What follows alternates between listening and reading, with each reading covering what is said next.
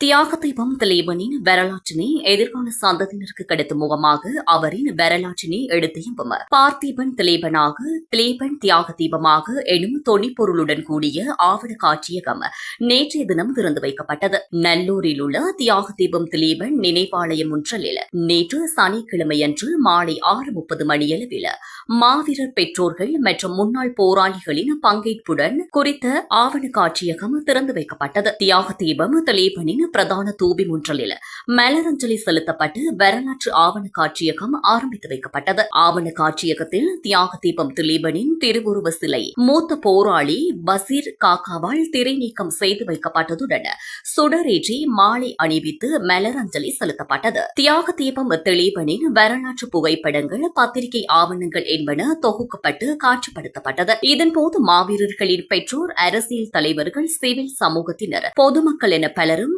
இந்நிகழ்வில் கலந்து கொண்டனர்.